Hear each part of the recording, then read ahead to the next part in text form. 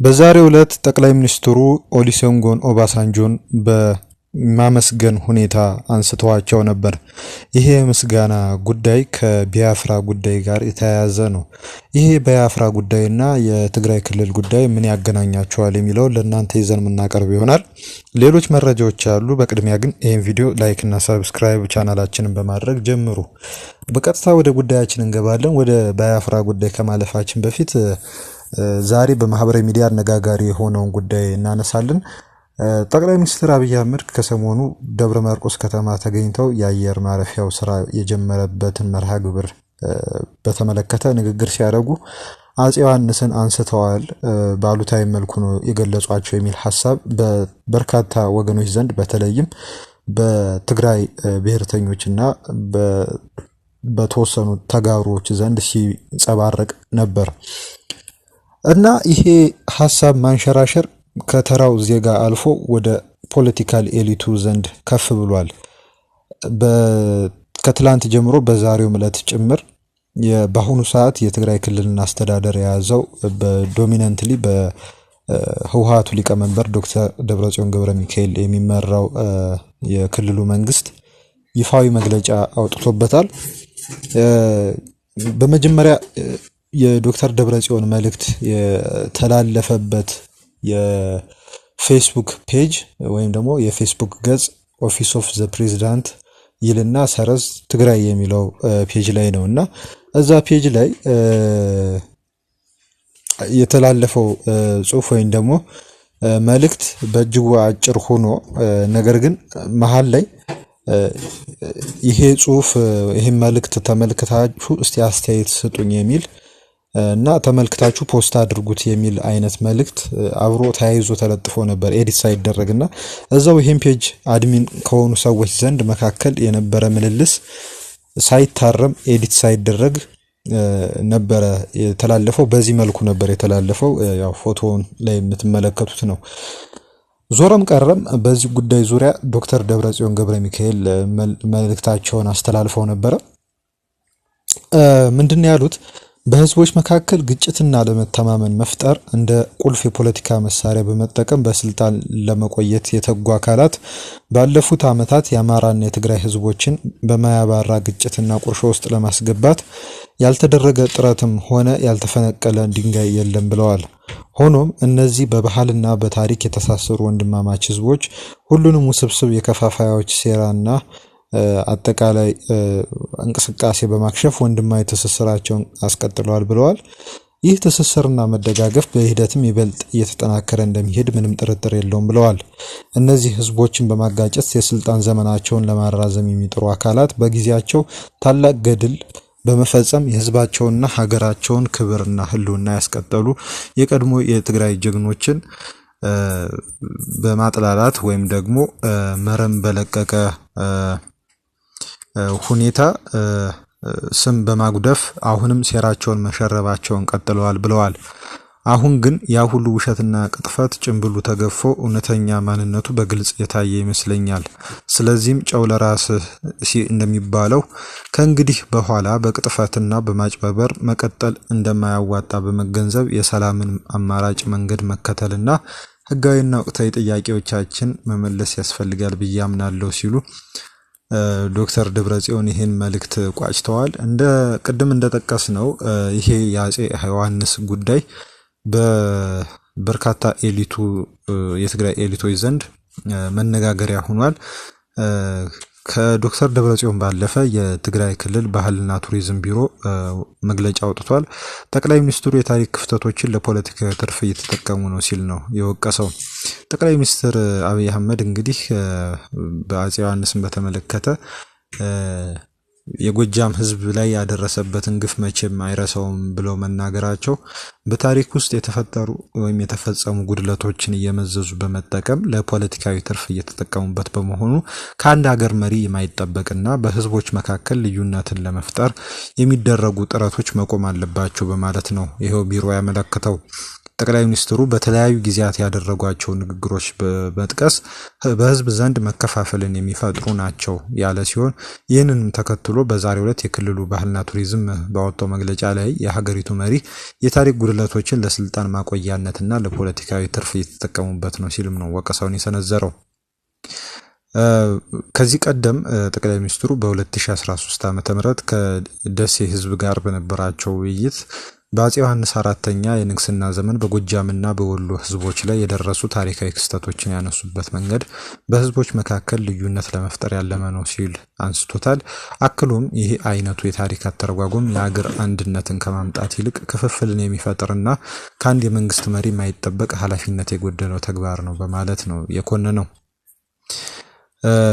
በዚሁም ጋር በማንሳት እንግዲህ አፄ ዮሐንስን በተመለከተ በአሁኑ ሁኔታ እንግዲህ በአሁኑ የእይታ አንጻር ሲመለከቱት በአፄ ቴዎድሮስ ተጀምሮ ያልተጠናቀቀውን ፌዴራላዊነት የጠበቁ ናቸው በማለት ነው የገለጸው። አክሎም በሀገሪቱ ወደ መበታተን አደጋ አምርታ በነበረችበት ወቅት የፌዴራላዊ አስተዳደር ስርዓትን በመከተል የሀገር አንድነትን የጠበቁና የህዝቦችን የሀገር ፍቅር ስሜት ያሳደጉ መሪ ናቸው ሲልም ነው ያተተው። ቢሮ ለዚህ ማረጋገጫ ነበር ያለውን ንጉሠ ነገሥቱ አማርኛን የቤተ መንግስት የሥራ ቋንቋ ማድረጋቸውንና ከውጭ ወራሪዎች ጋር በተደረጉ ፍልሚያዎች የኢትዮጵያን ሉዓላዊነት ለማስጠበቅ ሲሉ ህይወታቸውን እስከ መስጠት የደረሰ ተጋድሎ ማድረጋቸውን በታሪክ ያስረዳል። እንዲህ ያለ መግለጫው ሲቀጥል በመጨረሻም በአማራና በትግራይ ህዝቦች መካከል ያለው ታሪካዊ ትስስር በሚከፋፍሉ ንግግሮች የሚላላ አይደለም ብሏል። የሁለቱ ክልል ህዝቦች ለሰላም ለዲሞክራሲና ለልማት የሚያደርጉትን የጋራ ትግል አጠናክረው እንደሚቀጥሉ እምነቱን ገልጿል። ይሄ ቢሮ ይሄ ጉዳይ ቅድም እንዳልነው በርካቶች ሀሳባቸውን እንዲሰጡበት ምክንያት የሆነ ንግግር ነው።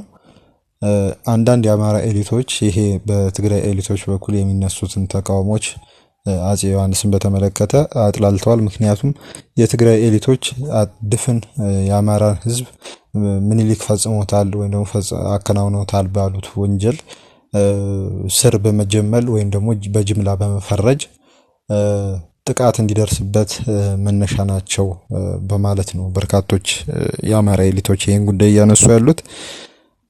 እና በዚህ መልኩ ዲስኮርሶች እየተፈጠሩ ነው። እንግዲህ ወደፊት ምን አይነት ጉዳይ ይኖራል የሚለውን አብረን የምናየው ይሆናል። ወደ አብይ ጉዳያችን እንገባለን። አብይ ጉዳያችን ምንድነው? ኦሉሴጉን ኦባሳንጆ በተመለከተ ነው። ኦሉሴጉን ኦባሳንጆ የሰላም ልዑክ ሆነው በቲፒኤልኤፍ ወይም በህወሓትና በፌደራል መንግስቱ መካከል የተደረገውን የሰላም ስምምነት ሚዲየት ያደረጉ ሰው ናቸው ወይም ያደራደሩ ሰው ናቸው። እርሳቸውን በተመለከተ ጠቅላይ ሚኒስትር አብይ አህመድ ዛሬ የፌስቡክ መልእክት አስተላልፈው ነበረ። በዚህም የፌስቡክ መልእክታቸው ላይ ለእርሳቸው የሚሆን ማለትም ለኦሉሴጉን ውዳሴ የሚሆን ሐሳቦችን አስፍረዋል።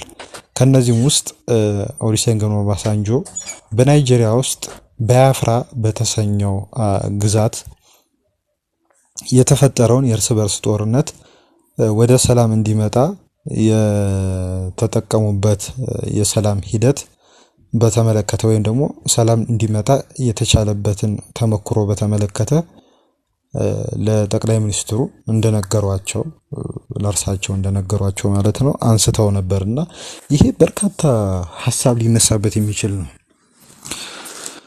ይሄው ምንድነው? ከመነሻው ስንጀምር ባያፍራ የት ነው ያለችው? ምን አይነት ቦታ ላይ ነው ያለችው? ምንስ ተፈጥሮ ነበር በባያፍራ የሚለውን ጉዳይ እንመለከታለን። ባያፍራ በደቡባዊ ምስራቅ ናይጄሪያ የምትገኝ እንግዲህ ከሀገሪቱ ከሚገኙ አብላጫ ካላቸው የማህበረሰብ ክፍሎች ወይም ብሔሮች ሊባሉ ይችላሉ በሶስተኛ ደረጃ የሚገኙ በብዛት የሚገኙበት እነዚህም ደግሞ የኢግቦ የሚባሉ ጎሳዎች የሚገኙበት አካባቢ ነው በዋናነት ማለት ነው። እዛ አካባቢ የሚገኙት እነዚህ የኢግቦ ህዝቦች እናም እንደ አውሮፓውያን አቆጣጠር በግንቦት ወር 1967 ዓመተ ምህረት ባያፍራ ነፃ ሀገር መሆኗን ካወጀች ከ3 ዓመታት በኋላ ከፌደራል መንግስቱ ማለትም ከናይጄሪያ የማዕከላዊ መንግስት ጋር ተዋግታ አላሸነፈችም ነበር። በዚህን ወቅት በናይጄሪያ መንግስት ወገን ያኩቡ ጎውን የተባሉ ያኩቡ ጎውን እንግዲህ ስማቸው ትንሽ ለየት ያለ ነው የናይጄሪያ ፕሬዝዳንት ነበሩ። በቢያፍራ በኩል ደግሞ ራሳቸውን የሰየሙ ደግሞ ኦጅኩሙ የተባሉ ፕሬዝዳንት ነበሩ። እናም ኦባሳንጆ ደግሞ ወይም ኦሉሴጉን ኦባሳንጆ ደግሞ በመጨረሻዎቹ የማጥቃት ጊዜያት በማዕከላዊ መንግስቱ አማካኝነት በቢያፍራ ላይ በተፈጸሙ የማጥቃት እርምጃዎች ላይ የሶስተኛ የባህር ላይ ኮማንዶ አዛዥ ሆነው ከዛም ደግሞ ወታደራዊ መሪ ሆኖ አጠቃላይ የጦሩ ማለት ነው ከዛም ደግሞ ፕሬዝዳንት ሆኖ ያገለገሉ ናቸው። እንግዲህ እና ይሄ ጉዳይ ይሄ ቢያፍራ ጉዳይ እንግዲህ የኦባሳንጆን ጉዳይ ያነሳ ነው። ኦባሳንጆ በዚህ ዙሪያ በጠቅላይ ሚኒስትሩ የፌስቡክ ልጥፍ ላይ ስለተጠቀሱ ነው። እና በዚህ ጉዳይ በቢያፍራ ጉዳይ ዙሪያ እውቁ ጸሐፊ ወይም ደራሲ ቲንግስ ፎል አፓርት በተሰኘው መጽሐፍ የሚታወቀው እውቁ ናይጄሪያዊ ደራሲ ቼንዋ አቺቤ ባያፍራ ተገኝቶ ነበር። ባያፍራ አካባቢ ከተገኘው እውቅ ጸሐፊ አንዱ ነበር። ይሄን ተከትሎ በአካባቢው የታዘበውን ጉዳይ ተመልክቶ there was a country a personal history of ባያፍራ የሚል መጽሐፍ በመጽሐፍ የጦርነቱን አነሳስ በባያፍራ ህዝብ ላይ የተተገበረው ወይም ደግሞ የተደረገውን ከበባ ይሄው ማለት መሰረታዊ ሸቀጦች፣ መሰረታዊ ፍላጎቶች፣ መብራት፣ ውሃ፣ የተለያየ ኢንፍራስትራክቸር አገልግሎት ላይ እንዳይኖር የተደረገበትን ሁኔታ የደረሰውን ሞትና ውድመት በአካባቢው በመሰነድ ጉዳዩን ዓለም እንዲያውቁ አድርጎ ነበር የባያፍራን ሁኔታ ማለት ነው። እና ይሄ ጉዳይ በርካቶች መጽሐፉን ያነበቡ ሰዎች በአሁኑ ወቅት ብቻ ሳይሆን ከ5 ዓመት በፊት ጀምሮ በትግራይ ክልል ተነስቶ የነበረውን ጦርነት ተከትሎ የተፈጠረውን ውድመት የሰዎችን ሞት ታዝበው በጣም ተመሳሳይ ሁኔታ ነው የተፈጠረው ከትግራይ ጋር። በትግራይም እንደዚሁ ነበር የተደረገው። የፌደራል መንግስቱ መሰረታዊ ሸቀጣሸቀጦች፣ ግብአቶች፣ ህይወት አድን የሆኑ ቁሶች ሁሉ የስኳር መድኃኒት ሁሉ ሳይቀር እንዲከለከል ነበር ያደረገውና የፈጠረው ውድመት ከባያፍራው ጦርነት ጋር ከተፈጠረው ውድመት ጋር በእጅጉ ተመሳሳይ ነው ሲሉ ሐሳባቸውን አንስተው ነበር።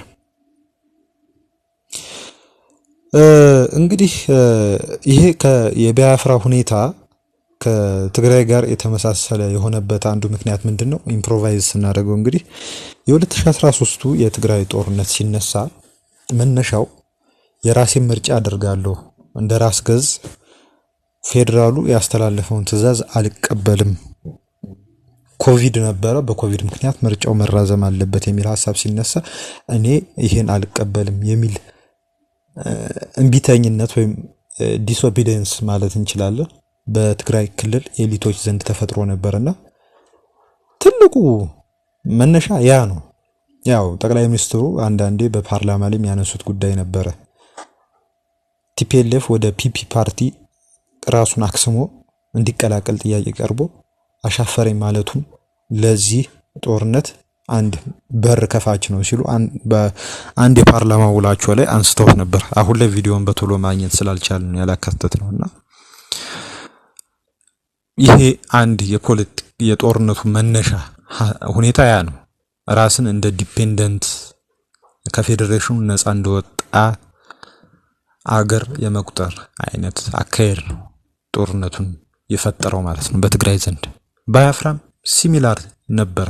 ምርጫም ባይሆን ራሴን አግልያለሁ የሚል ይፋዊ ራስን እንደ አገር እንደ ራስ ገዛ አገር የማወጅ ሁኔታ ነበር ጦርነቱን የፈጠረውና ያ ጦርነት ደግሞ የፈጠረው ውድመት በጣም ከባድ ነው። በቁጥር ምን ግለጸው ቢባል በጣም አሰቃቂ ነው። ሰዎች በበርካታ ደረጃ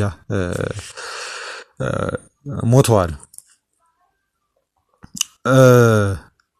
ቢያፍራ ትንሽ ከትግራይ ሁኔታ ቢያፍራ የሚለያት ምንድነው? ቢያፍራ በሌሎች ሀገራት ዘንድ በተወሰኑ ውሱን የአፍሪካ ሀገራት ዘንድ እውቅና አግኝታ ነበር። ለምሳሌ እንደ ታንዛኒያ እንደ አይቮሪ ኮስት የመሰሉ የአፍሪካ ሀገራት ለዚች ራሷን በራሷ እንደ ሀገርነት ለጠራች አካባቢ እውቅና ሰጠው ነበረ። እንደ ፈረንሳይ የመሰሉ ሀገሮች ደግሞ እንግዲህ ድጋፍ ያደርጉ ነበረ። ይሄውም የቢያፍራ ተዋጊዎች በራሳቸው ውስጣዊ አቅም የተወሰኑ የጦር መሳሪያዎችም ማምረት እንዲጀምሩ አድርገዋቸው ነበረ። ይሄ ሁሉ ድጋፍ፣ ይሄ ሁሉ እውቅና በመጨረሻ ቢያፍራ ከመሸነፍ አላዳናትም፣ በማዕከላዊ መንግስቱ ማለት ነው። ይሄውም ሲሚላርሊ ያው በትግራይ ሳይድ አይተነዋል። በትግራይና ማዕከላዊ መንግስቱ ጦርነት ምክንያት ማለት ነው። ይሄው ትግራይ ተዋጊዎች ቲዲኤፍ የተባለው ኃይል ደብረ ብርሃን ድረስ መጥቶ በመጨረሻም ሲመለስ የገጠመው ውድመት፣ ከዛም በኋላ የፕሪቶሪያው ስምምነት ከመፈረሙ ከወራት በፊት የኢትዮጵያ ጦር እየገፋ ነበር። የፌደራል መንግስቱ መከላከያ ሰራዊት ኦሬዲ ህወሓት ኮላፕስ ሊያደርግ ያኔ በህወሓት በኩል ወጣቶችን በግዳጅ የማፈስ ሁኔታ ነበረ። ይሄ እኛ የፈጠርነው ወሬ አይደለም፣ በተለያዩ የጥናት ሰነዶች የተረጋገጠ ነው። አሁን የጀመረ አይደለም ይሄ ወታደራዊ አፈሳ። ያኔም የፕሪቶሪያ ስምምነቱ ከመፈረሙ በፊት አብዛኛው ወጣት በነበረው የውጊያ ሞቅታ ምክንያት ተስፋ ቆርጦ የተፈጠረውን ጉዳት ተመልክቶ እኛ እንዋጋም ብሎ እንዲያውም በፍላጎት የሚዋጋ ሰው ጠፍቶ ወደ አፈሳ ነበር ተገብቶ የነበረውና ይሄ ጉዳይ ያንም የነበረ ነው እና ኦሬዲ ወደ ፕሪቶሪያ ስምምነት ሲገባ ኢትስ ላይክ ሰረንደር፣ በቃ እጅ መስጠት ያክል ነበር የሚመስለው። የነበረውን ምክር ቤት በትኑ የነበረውን ታጣቂ ኃይል ዲስአርም፣ ይሄ ዲዲአር የሚባለው ሂደት እንዲያልፍ እንደዚህ አይነት ሁኔታዎች ነበር የገቡትና ከሽንፈታ የተናነሰም ቢያፍራም ተሸንፋ እጅ ሰጠች። የቢያፍራ መሪ የነበረውን ቅድም የጠቀስነው ሰው ቅድም ጠቅሰነው ነበረ ስሙን አጆኮሙ አገር ጥሎ ሊሄድ ሆነ ማለት ነው። እንግዲህ ወደዚህ ስንመጣ ጠቅላይ ሚኒስትሩ ከኦባሳንጆ ጋር በተለያዩ ጊዜያት በነበራቸው ምክክርም ዛሬም በነበራቸውም ቆይታ ምስጋና በሰጡበት ቆይታ ማለት ነው የቢያፍራ የሰላም ስምምነት፣ ይሄ እጅ ማሰጠት ስምምነት በከበባም በተጽዕኖ በምን እንደ ሐሳብ መነሳቱ እንደ መጥፎ አርያ የሚታይ ነው የሚሉ ሰዎች አሉ። ይሄውም አዎንታዊ ሰላም እንዳይፈጠር የሚያደርግ ነው ሲሉ ነው የሚገልጹት ማለት ነው። እናም እንዲያውም በአሁኑ ወቅት ያለው ሁኔታ የጦርነት ደመና ያንዣበበበት ሁኔታ ነው። በትግራይና በፌደራል መንግስቱ መካከል በርካታ ወጣቶች ወደ መሀል ሀገር እየፈለሱ ነው። የነዚህ ወጣቶች ዕጣ ፈንታ በመሀል ሀገር አንሰርቲኒቲ ያለው የስራ ዕድል ጉዳይ፣ አጠቃላይ ሁኔታ ማህበራዊ ምስቅልቅል የሚፈጥር ጉዳይ ነው።